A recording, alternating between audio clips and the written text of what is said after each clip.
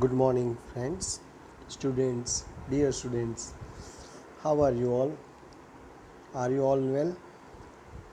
Today, we will finish the topic of parts of speech.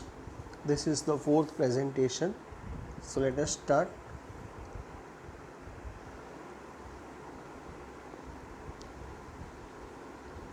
Today, we will complete the topic.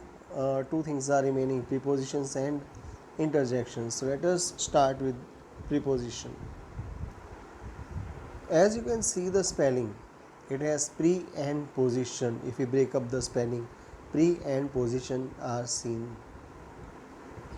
As told earlier, it shows the position, if not the position, the relation between two given nouns in the sentence.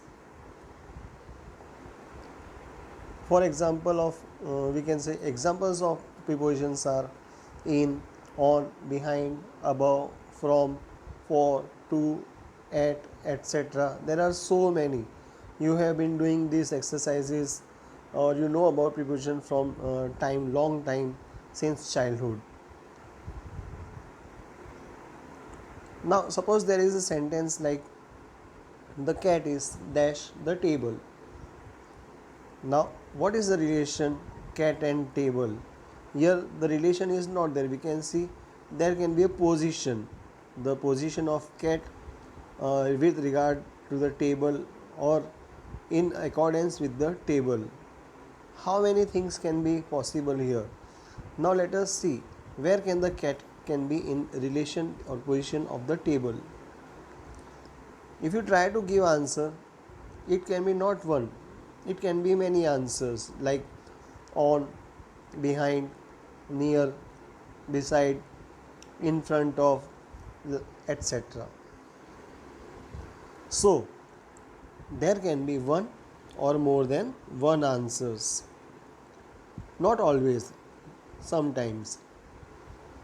One important thing to note is that prepositions may sometimes not show the position. Then it shows the relation between two nouns talked about in the sentence. For example, here we can see Rajan is suffering from cough and cold. From cough and cold it is given. Here, does it show position? No, it does not show position.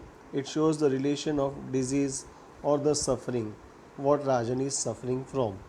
Suffering from cough and cold.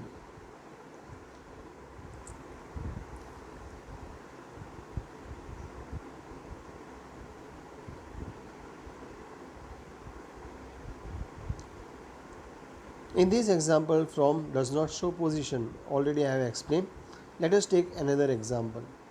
Rajan started his journey from Mumbai. Here from Mumbai it shows place or position as you can see. So you can see two different uses of from in two different sentences. You can understand this by doing many examples. In short, language is very vast. It is not limited. One has to understand the given word and its function and its meaning depending on the given sentence and situation.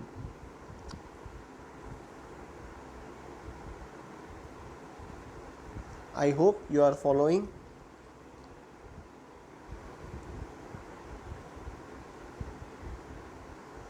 Now, the last topic, interjections. As you can see the definition, interjections are small words that bear no grammatical connection with the sentences in which they are used. Means grammatically they don't have any importance. They are used for some other sense. They express the emotions or sentiments, sudden strong feelings of the speaker or convey hesitation or protest. In short, we can say feelings, emotions, such sentences, some words which automatically come out of our mouth that are known as interjections. They are usually followed by an exclamation mark. Now you can see interjections interjections are given, it meaning its examples are given. Suppose a double a h, ah, it can be exclamation of fear. Ah, the monsters got me. Next, again a double h, same word is given, ah. Here it is realization or acceptance. As per the sentence, now you can see the meaning is changing. So, ah, now I see what you mean.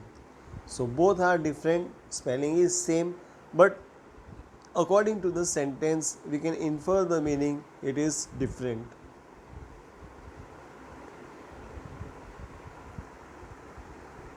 Interjection definition we can see.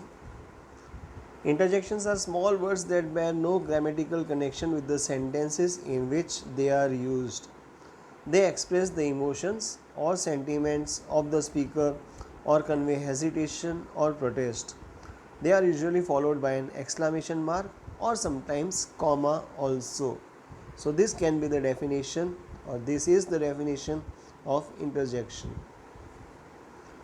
Since many interjections are mainly written forms of actual sounds that were produced by humans, they are hardly used in academic or scholarly writing unless they are a part of a direct quote or otherwise. So, in generally direct speech, we have already learned, you can see these quotes are there.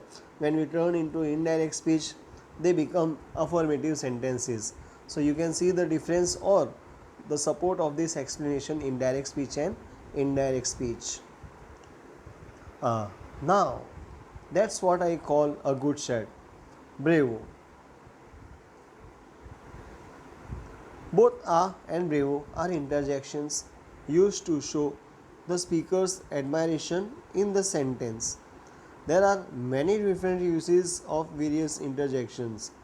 The following is a list of the common interjections you may hear around you in daily life. So please go through them.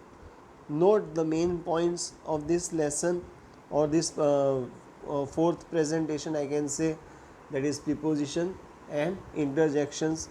Whatever you like, you can note it down, you can note everything, you can note what you don't know as you like, but you have to summarize or write down everything as per your convenience for your learning cause only.